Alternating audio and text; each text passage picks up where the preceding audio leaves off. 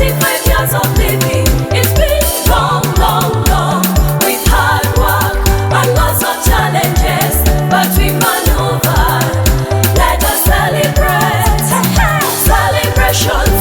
Now we celebrate 75 years of living. It's been long, long, long, with hard work and lots of challenges, but we maneuver.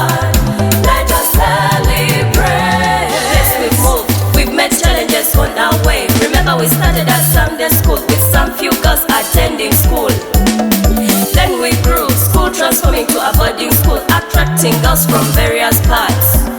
The school has grown. The school has grown. Everybody here can witness that. And you see, it's evident. Some good work has been well done. Yeah.